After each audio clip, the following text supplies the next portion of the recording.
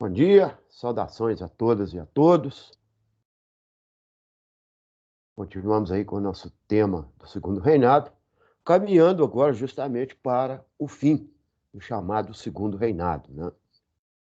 E, como consequência, o golpe da República. Na última aula gravada, nós falamos sobre o abolicionismo, né? E como isso vai repercutir aí nos fatos, né? Naquela conjuntura que vai caminhar para o fim da monarquia no Brasil. Nosso assunto hoje,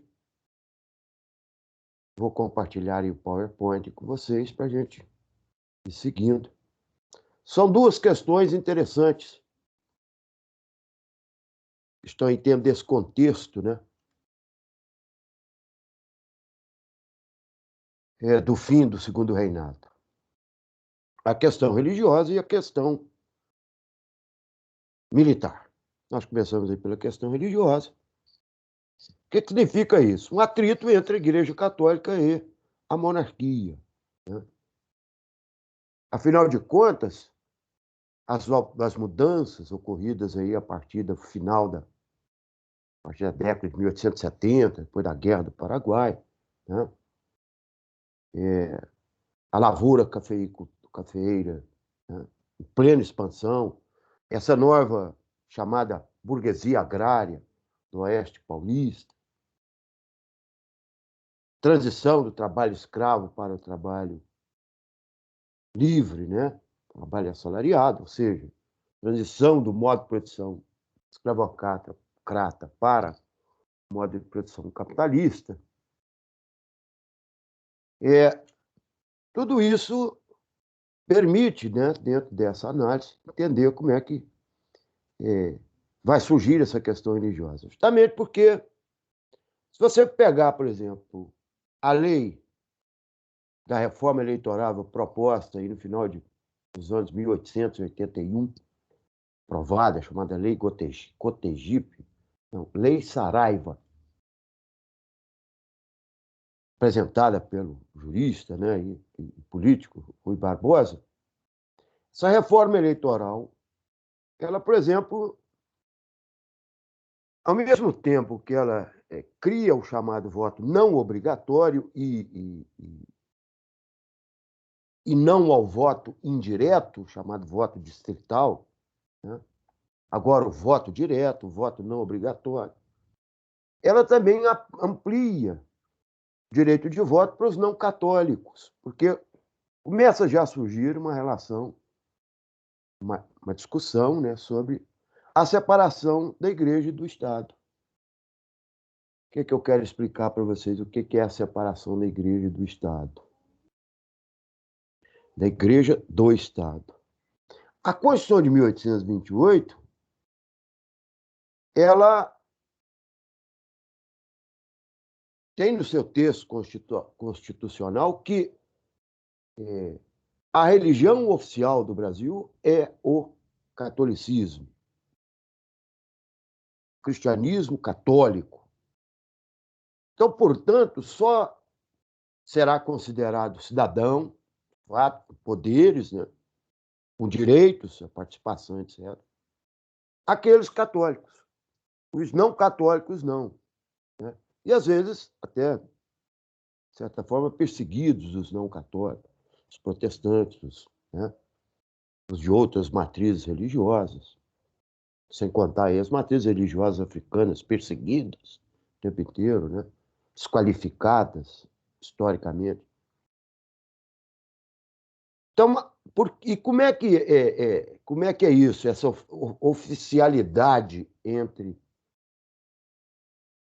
essa união, essa junção da Igreja Católica com o Estado brasileiro? Justamente na, na, na, na, na questão quando se trata, por exemplo, de documentos oficiais do Estado, tais como certidão de nascimento, certidão de casamento, certidão de óbito, e etc. Tudo isso, todos esses documentos que dão cidadania, não é isso?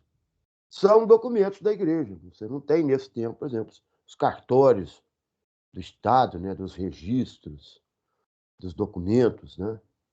Então, a igreja é que é responsável por tudo isso. Então, se você não batizar na igreja, você não é conhecido que você tem uma certidão de nascimento. Se você não casar lá, seu casamento não é reconhecido legalmente. Se você não morrer por lá, católico, tiver lá o extrema-unção da igreja, você não morreu, né? Então, mas já se começa a pensar aí nessa separação, porque a igreja tem um poder imenso dentro do Estado, essa ligação. E, portanto, a igreja ela constitui uma das bases do Estado. Desde a instituição do padroado, lá no Brasil colônia, no século XVI, né, entre a coroa portuguesa e a igreja, que a igreja atua ao lado do Estado. Né? Tem um poder muito grande de intervenção no Estado. Então, separar essas coisas agora, porque o capitalismo não tem disso, né? Então, separar a igreja do Estado, né? A liberdade de culto, para que as pessoas todas. Então, a própria o fato de dar direito à cidadania eleitoral aos não católicos, isso está aí dentro desse bojo, né, de discussões que estão rolando. Ora, o Papa Pio IX, eu peço a vocês desculpa, mas meu computador está com umas teclas aqui sem funcionar, eu vou ter que mandar para dar uma olhada. 1800 que bateu um 4 aqui, é 1885, né? Pra você ver como é que tá difícil aqui para mim. É a bula Syllabus, né? Que proibia membros da Igreja Católica de participar da maçonaria. E a maçonaria no Brasil ela tem um poder muito grande, até hoje, né? Os maçons, as várias lojas maçônicas, a gente vai aqui em Araxá, você tem 5, 6, sei lá, né? Mais de 5 você tem, ou 5 para cima, né? De lojas maçônicas, né? Então, são instituições que congregam ali, né? Pessoas que defendem princípios comuns, né? E especialmente princípios políticos, né? Tem uma influência muito grande, mas já falamos nisso em outras ocasiões. Então, proíbe, alguns padres são suspensos pelos bispos de Olinda, especialmente o bispo de Olinda, porque eram maçons e faziam discursos, né? Aquela linha de pensamento, atendendo a obediência ao próprio papado, né? Esses bispos caçam, né? Suspendem o direito de culto a esses padres. O governo brasileiro, que é um governo extremamente influenciado, né? Por membros, né? Está lá na cúpula do governo, pessoal da maçonaria.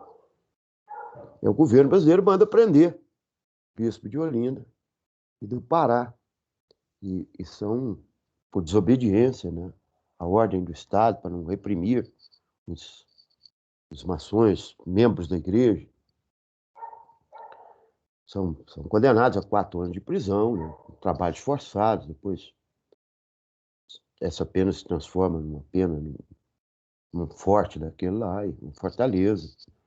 E no gabinete de Caxias, o Caxias anistia eles. Mas ali você já criou um atrito entre a igreja e o Estado. Então, não é que a maioria da igreja se tornou republicana ou se tornou contra, mas grande parte da igreja se votou contra, membros da igreja votaram contra o imperador e o regime monárquico, né? E vão aí o tempo todo nas suas pregações desqualificar, né, a monarquia como um regime atrasado, né, etc, etc.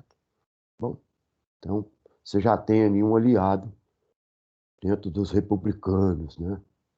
Uma outra questão, a questão que eu disse para vocês, a questão militar. Ora, os militares, eles, voltando aí da Guerra do Paraguai, se sentiram altamente desprestigiados. Afinal de contas, os membros do Exército, os militares do Exército, se sentiam em segundo plano. A monarquia, né, o imperador, valorizava muito mais a, a, a, a marinha, né, a esquadra naval, né, que tinha assim todo um aparato aristocrático, né, você via o próprio vestimenta dos seus oficiais, pareciam assim aqueles nobres, todo, né?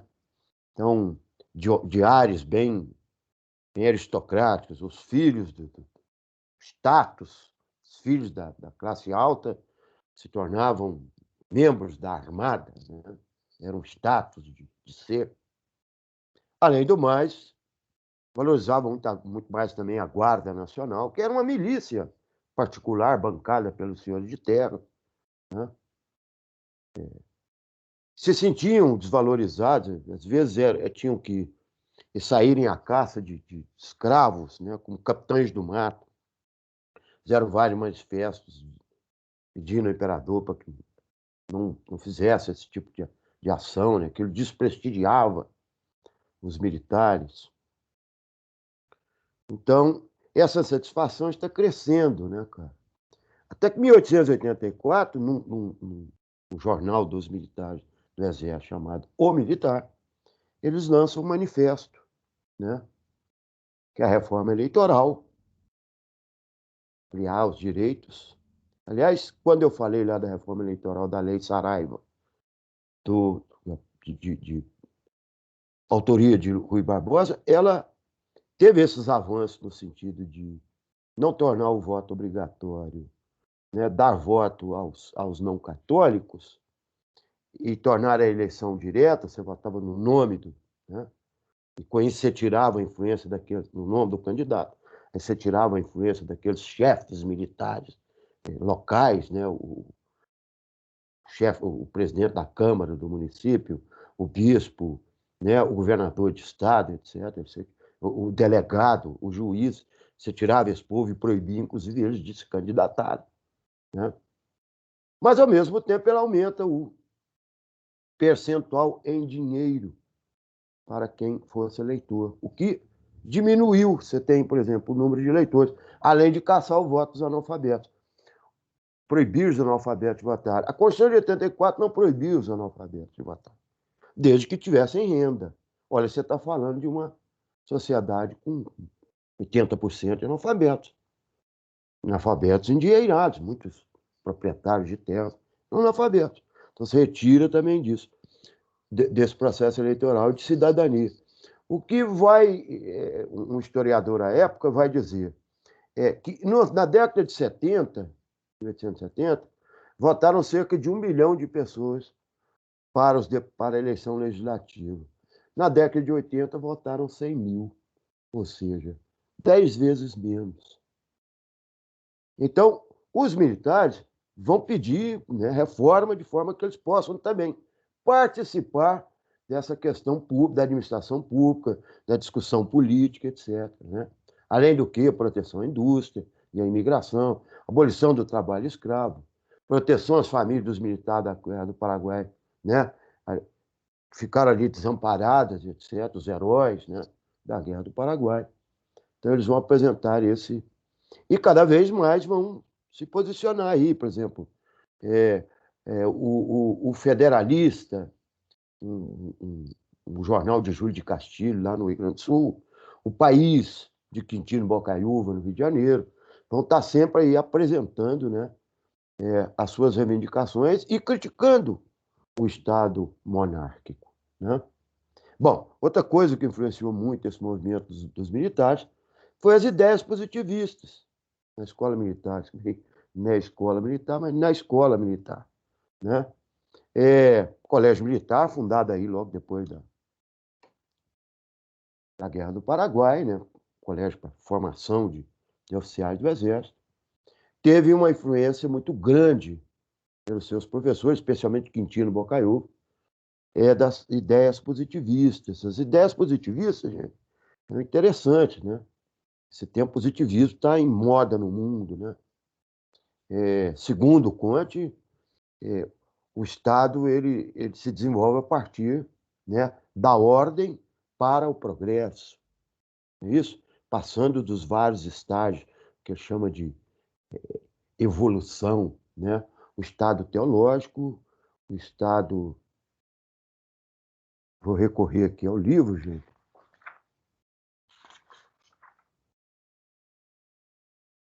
Me lembro do estado teológico, né? O metafísico, o estado positivo, positivista, né? O que seria isso? Em termos de política e de economia, é o estádio teológico, é o estágio da escravidão, né? O estado metafísico, o feudalismo, e o estágio positivo, o capitalismo.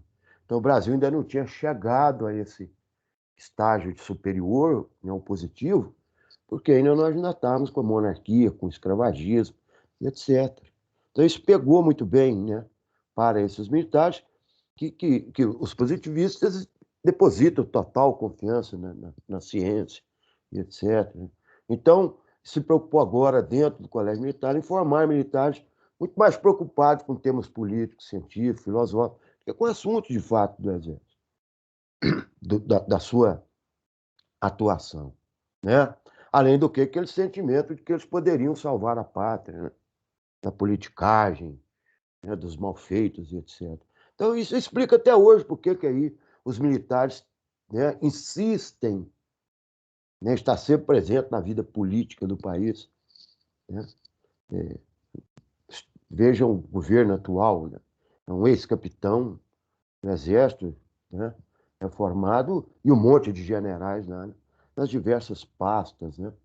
Então, a presença de milhares de militares aí no governo atual. No Brasil, chegaram a tomar o Estado aí durante 21 anos, né? Que é a ditadura de 64 a 85. Né?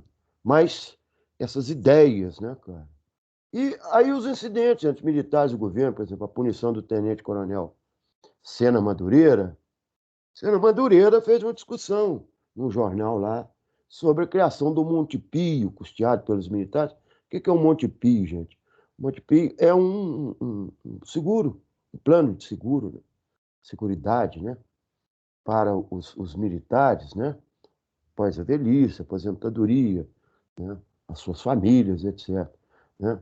E fez essa discussão, o que foi repreendido pelo comando militar, né? Pelo governo, né? Foi destituído do cargo lá de chefe, um corpo lá daqueles lá do Exército no Rio de Janeiro, né? Continuou a perseguição sobre o Sena Madureira. Esses temas serão altamente explorados pelo político, o federalista e o país, né? Ambos, do positivista Júlio de Castilho, no Rio Grande do Sul, e o positivista Benjamin Constant, no Rio de Janeiro, vão explorar esse assunto até na alma e, né, defender os direitos dos militares, participar da vida política do país, das discussões políticas do país, né?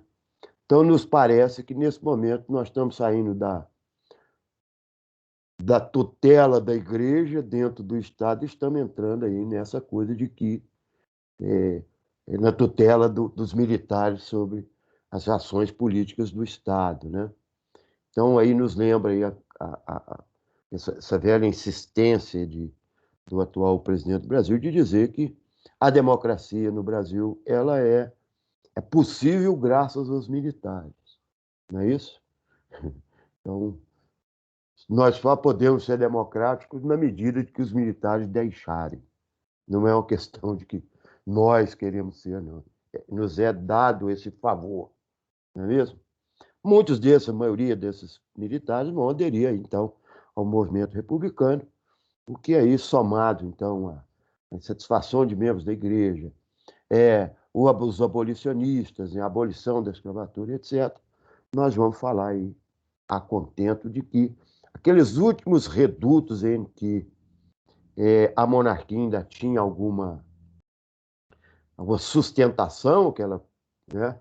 Na medida que a- acaba o escravagismo do Brasil, esses conservadores, senhores de terras escravocratas, vão também aí desistirem e retirarem o seu apoio à monarquia, e aí a monarquia vai ruir, culminando no chamado golpe da República, um próximo assunto a ser tratado por nós.